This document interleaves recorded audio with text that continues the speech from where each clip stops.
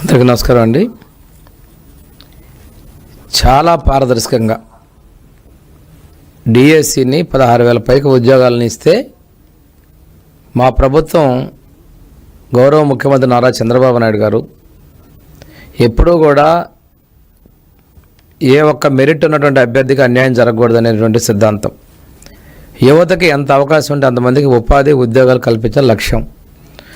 ఎప్పుడు డిఎస్సి జరిగినా అది తెలుగుదేశం ప్రభుత్వం జరిగింది. మన ఎన్నికల ముందు తెలుగుదేశం, జనసేన, బీజేపీల ప్రభుత్వం మేనిఫెస్టోలో 20 లక్షల ఉద్యోగాల కల్పనకి మేము చర్యలు తీసుకుంటామని చెప్పాం, కల్పిస్తామని చెప్పాం. దానిలో భాగంగానే మొదటగా డిఎస్సిలో 16,000 పైచిలకు ఉద్యోగాల్ని చాలా ట్రాన్స్పరెంట్గా నిర్వహించాం. 350 కేసులు పెడితే వాటన్నిటిని కూడా మేము చట్టబద్ధంగా వాటిని అధిగమించుకొని ఎలాంటి ఇబ్బంది లేకుండా డిఎస్సి ప్రక్రియ మొదలుపెట్టాం. పిల్లులు వేస్తే పిల్లు కూడా కోర్టు కొట్టేసింది.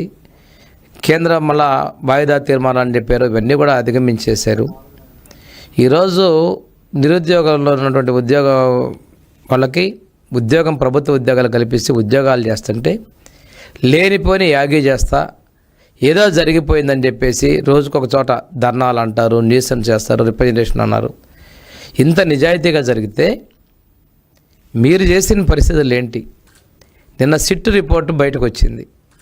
దాన్ని చూస్తే మీ అక్రమాలు, మీ పాపాలు కోకోలలు. 2018లో ఆనాడు మా ప్రభుత్వంలో మేము నోటిఫికేషన్ ఇస్తే తర్వాత ఎగ్జామ్ జరిగితే మీరు వచ్చిన తర్వాత ఆ మెయిన్స్ క్వాలిఫికేషన్కి ఎగ్జామ్ పెట్టి ఎంత దారుణాలు చేశారో. ఆ రోజు కోర్టులో కేసులు వచ్చినాయి. కోర్టు కేసులు వచ్చిన తర్వాత చాలామంది చెప్పారు ఇక్కడ చాలా అక్రమాలు జరిగినాయండి, వాడి పేపర్లో దిద్దుబాట్లు చేశారని చెప్పారు. సిట్ని వేస్తే సిట్ ఇచ్చిన నివేదికలో వాస్తవాలు యావత్ ప్రపంచం విస్తుపోయే విధంగా, భవిష్యత్తు మీద ఎన్నో ఆశలతో పోతున్నటువంటి యువత ఒక్కసారిగా నిరుత్సాహం అయిపోయారు. అంటే మీ చరిత్ర ఒకసారి తీసుకుంటే ఆ రోజు 10th క్లాస్ పేపర్ కొట్టేసి పేపర్ లీకేజ్ చేసిన ఉన్నటువంటి వ్యక్తి ముఖ్యమంత్రిగా చేశాడు. ఆ తర్వాత తండ్రి ముఖ్యమంత్రిగా ఉన్నప్పుడు చాలా సూట్ కేసు కంపెనీలు పెట్టుకొని వచ్చి అవినీతి అక్రమాల కేసులో జైలు పోయిచ్చాడు. అలాంటి వ్యక్తి ముఖ్యమంత్రిగా ఉన్నప్పుడైనా మనసు మారుతుందని కూడా మారలా. ఈరోజు భవిష్యత్తులో ఉన్న యువత విషయంలో నువ్వు చేసినట్టు ఒకసారి చూసుకుంటే ఎలాంటి అర్హత లేనటువంటి వ్యక్తులు ఓ ప్రైవేట్ రిసార్ట్లో సీసీ కెమెరాలు లేకుండా, యూనివర్సిటీ నిపుణులు లేకుండా ప్రైవేట్ వ్యక్తుల చేత వాల్యుయేషన్ చేయించావు. ఇది ఎంతవరకు సమ్మతం ఒక్కసారి మీరు చెప్పాల్సిన అవసరం ఉంది. ఏ తప్పు చేయని డిఎస్సిలో ఏదో జరిగిపోయింది, హారిజాంటల్ వర్టికల్లో రిజర్వేషన్ గురించి తేడాలు తెలియని వ్యక్తులు ఒక అసత్యాన్ని పదే చెప్పి రిజిస్టర్ చేయాలని చూస్తున్నారు. ఆ రోజు ఎన్నికల ముందు కూడా నిస్సిగ్గుగా మీరు చేసినటువంటి పరిస్థితి ఒకసారి చూసుకుంటే 35 మంది కమ్మ డిఎస్పీలను పెట్టారని చెప్పి ఒక అపోహను పదే చెప్పారు. ఆ తర్వాత సొంత చిన్నాన్న హత్య చేసినప్పుడు నారాసుర రక్త చరిత్ర అని చెప్పి మీ అవినాష్ రెడ్డిని వెనకేసుకొని వచ్చే విధంగా, మీ వాళ్ళని కాపాడుకునే విధంగా, మా మీద లేనిపోని నిందలు మోపే విధంగా, ప్రజల్ని మభ్యపెట్టే విధంగా చేశారు. ఈరోజు కూడా మీరు తిరుపతి ఉప ఎన్నికలో ఓటర్ లిస్టులో ట్యాంపర్ చేసినట్టుగా ఇక్కడ కూడా కష్టపడి అర్హత సాధిన నిరుద్యోగుల ప్రశ్నాపత్రాలు తారుమారు చేయడం సిగ్గుచేటు. విద్యార్థుల జీవితాలతో, యువతతో మీరు చేసిన చెలగాటానికే మీరు మూల్యం చెల్లుకున్న విషయం కూడా వాస్తవం అనే విషయం నేను తెలియజేసుకుంటాను. ఈరోజు 158 వాల్యుయేటర్లో 72 మంది మాత్రమే ప్యానెల్కి అర్హత ఉంది. మిగిలిన అర్హత లేని 25 మందితో వాల్యుయేషన్ చేయించారు. ఇది ఎంతవరకు సబబు అని నేను మిమ్మల్ని అడుగుతా ఉన్నా. ఇంతేకాకుండా అధికారిక వ్యవస్థల ద్వారా కాకుండా ప్రైవేట్ జీమెయిల్ ఖాతాలు, వ్యక్తిగత గూగుల్ ఐడీల డ్రైవుల ద్వారా మీరు వాల్యుయేషన్ చేశారంటే ఏపీపీఎస్సీ వ్యవస్థని ఎంత భ్రష్టు పట్టించారో మీకు అర్థం చేసుకోవాల్సిన అవసరం ఉంది. ఈరోజు సిట్ గుర్తుపెట్టిన దానిలో వాల్యుయేషన్లో మొదట చేసిన మార్కులకి, డిజిటల్ ఫలితాలు వచ్చిన దానికి మధ్య మార్కుల వ్యత్యాసాన్ని కూడా ఈరోజు సిట్ గుర్తించింది. అంటే మీరు కళ్ళు మూసుకొని, పిల్లి కళ్ళు మూసుకొని పాలు తాగుతూ మమ్మల్ని ఎవరో గమనించరనే విధంగా ఇంత అక్రమాలు చేశారు. 30 ఏళ్ళు కదా మనం ఎన్ని చేస్తే పోతుందని చెప్పేటువంటి ఒక తీవ్రమైన అహంకారంతో ఆ రోజు వ్యవహరించిన దానికి ఇది ఒక్కసారి నిదర్శనం అని చెప్పి మీరు చేసిన తప్పులు బయటకు వచ్చాయని ఒక అర్థం చేసుకోవాలి.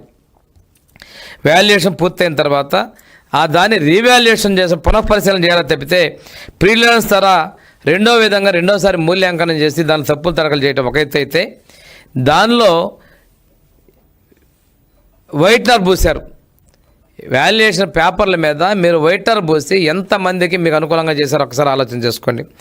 మీరు ఎగ్జామ్లో సంతకం లేకుండా దిద్దుబాట్లు 29 చేస్తుంటే సంతకాలను సరిపోలినటువంటి 159 కేసులు ఉన్నాయి. చీఫ్ ఎగ్జామినర్లో సంతకాలకు సరిపోలినటువంటి దిద్దుబాటు 123 ఉన్నాయి. రెండోది ఇంకుల్లో కూడా మార్పులు ఉన్నాయి. ఒక చోట బ్లాక్ ఇంక్ వాడారు, ఇంకో చోట ఒకే వాల్యూ పేపర్లో 2 రకాల ఇంకుల మార్పిడి చేసింది కూడా మీరు. అంటే మీకు కావాల్సినటువంటి తప్పుడు విధానాలు మీరు చేసుకోవడానికి కూడా అర్థమైపోతా ఉంది. ఎంపికైన 165 మంది అభ్యర్థుల్లో 160 మంది అంటే 96.97% మంది యొక్క ఓఎంఆర్ షీట్లో దిద్దుబాట్లు జరిగాయంటే మీరు ఎంత తప్పుడు పనులు చేశారో, ఎంత ఆశిత పక్షపాతం చేశారో, దీని వెనక ఎంత పెద్ద ముడుపులు చెల్లాయో కూడా తెలుసుకోవాల్సిన అవసరం ఉంది. ప్రజలు కూడా, యువత కూడా ఇలాంటి తప్పుడు చర్యల్ని గమనించుకోవాల్సిన అవసరం కూడా ఉందని నేను తెలియజేసుకుంటూ, ఏపీపీఎస్సీ అధీనంలో ఉండాల్సినటువంటి ఆన్సర్ షీట్స్ ఒక ప్రైవేట్ రిసార్ట్స్కి ఎలా వెళ్ళాయి, 84 రోజులు అక్కడ ఎందుకు ఉన్నాయనేది కూడా ప్రజలందరూ కూడా గమనించుకో. ఈ సీట్ రిపోర్ట్ ద్వారా ఆశ్చర్యపోతున్న విషయాన్ని మేము ఒకసారి గుర్తు చేస్తూ ఉన్నాం. మీరు 169 ఓఎంఆర్ మూల్యాంకన షిప్పుల్లో వైట్నర్ లేదా వైట్ కరెక్షన్ ఫ్లూయిడ్ ఉపయోగించినట్టు ఫోరెన్సిక్ పరీక్షలు తెలిసిందంటే మీరు ఎంత దిగజారిపోయారో. ఆ రోజు ఓబులాపురం మైనింగ్లో ఉన్నటువంటి దానిలో ఎక్కడ బోర్డర్స్ దాటి అక్రమ మైనింగ్ చేశారో, ఆ రోజు ఒక విధంగా చేస్తే ఈరోజు యువత యొక్క భవిష్యత్తులో ఇంకో విధంగా చేసిన విషయాన్ని మీరు ఒకసారి గుర్తుకోవాలి. ఎంపికైన 165 మంది అభ్యర్థులు, ఎంపిక కాని 160 మంది అభ్యర్థులు, 400 మంది రిట్ పిటిషన్లు, మొత్తం 736 మంది యొక్క అభ్యర్థుల యొక్క సిఎఫ్ఎస్ఎల్ రిపోర్టు సేకరిస్తే దానిలో 736 మంది అంటే 97.55% మందికి ఓఎంఆర్ షీట్లో దిద్దుబాట్లు చేశారంటే మీరు ఏపీపీఎస్సీలో చేసిన అక్రమాల పరాకాష్ట ఎంత దారుణంగా ఉందో ఒక్కసారి గుర్తు చేసుకోవాలి. అంటే సిట్ రిపోర్ట్ వస్తుందని మీకు ముందే గమనించుకొని డిఎస్సీలో అక్రమాలని చెప్పి ఒక డ్రామా మొదలు పెట్టారా? మీ తప్పులు కప్పిపుచ్చుకోవాలని చూస్తున్నారా? ట్రాన్స్పరెంట్గా జరిగిన డిఎస్సీలో మీరు ఏదో జరిగిందని చేస్తున్నారు. దీనికి మీరు ఏం చేయాలి ఒక్కసారి చేయండి. మీ పాప ప్రక్షాళన ఏం చేస్తారో చూడండి. మీరు ఒకసారి అక్రమాస్తుల కేసులో జైలుకి వెళ్ళి వచ్చారు. ఇక్కడ మీరు A1 ముద్దాయి జగన్మోహన్ రెడ్డి అన్నాడు ముఖ్యమంత్రి అనే విషయాన్ని మీరు మర్చిపోతున్నారు. సిట్ ఇచ్చినటువంటి ద్వారా ఈ అక్రమాలకు మీరు బయటకు వచ్చినాయి. దీనికి మీరు ఏం చెప్తారో మీ రోజు మాట్లాడుతున్న పెద్దలు అంటున్నారు, చాలామంది మాట్లాడుతున్నారు, ఇన్ఛార్జీలు అంటున్నారు, డిఎస్సీలు అంటున్నారు, మీ ప్రతిపక్ష నాయకుడు బొత్స అంటున్నారు. ఇవన్నీ కూడా ఎంత చేయని దీని మీద మీరు జగన్మోహన్ రెడ్డి మీరు ఏం చేస్తారు? ఆ రోజు ప్రభుత్వంలో ఉన్నటువంటి మీరేం చేస్తారు? ఈ రోజున ముందస్తు ప్రకటన ఇవ్వకుండానే డిఎస్సీలో చాలా మార్పులు తీసుకొచ్చారు. గ్రూప్ 1 మూల్యాంకనంలో కోర్టును తప్పుదారి పట్టించినందుకు రాజకీయాల నుంచి శాసనం తప్పుకుంటారా? ఈరోజు అంటున్నాడు నాకు ప్రతిపక్ష హోదా ఇస్తేనే నేను అసెంబ్లీకి వస్తానని మాట్లాడుతున్నాడు. ప్రజలు వాళ్ళ ప్రతిపక్ష హోదా నీకు తెలియదా? ఆ రోజు 23 మంది 4 పక్కన లాగేశాను, ఇంకొక 4 లాగేస్తే చంద్రబాబు నాయుడు ప్రతిపక్ష హోదా అని మీరు మాట్లాడింది, సభలో మాట్లాడింది వాస్తవం కాదా? చట్టం తెలియని వ్యక్తే మీరు. ముఖ్యమంత్రిగా చేసిన వ్యక్తి నాకు ప్రతిపక్ష హోదా 11 మందిని ప్రజలు ఇస్తేనే నేను వస్తాను, ఆ విలువ వేరు అంటున్నారు. తల్ల కింద చేసి తప్పులు చేసినా చట్ట ప్రకారం ఉండదు. కానీ ప్రజలు మభ్యదోవ పట్టిస్తున్నావు. ప్రజలు అర్థం చేసుకున్నారు ఆ రోజు నువ్వు మాట్లాడిన వీడియోలు కానీ ఈరోజు కూడా మూల్యాంకనంలో కోర్టును తప్పుదారి రాజకీయాల నుంచి నువ్వు తప్పుకోవాలి. ఈరోజు మీ వ్యక్తులు మాట్లాడుతున్నారు. ఈరోజు నేను అడుగుతున్నా, కోర్టుకి సిట్ ఇచ్చినటువంటి దర్యాప్తు రిపోర్ట్ మీరు ఏం సమాధానం చెప్పండి. పత్రికా ప్రకటన పెట్టండి, ఈరోజు ప్రెస్ మీట్ పెట్టండి, ప్రెస్ మీట్ పెట్టి చెప్పండి నేను ఇన్ని తప్పులు చేశానని. మీకు ఈ రాష్ట్రంలో యువతను తప్పుపడి మీకు రాజకీయాల్లో ఉండే అర్హత కూడా లేదు.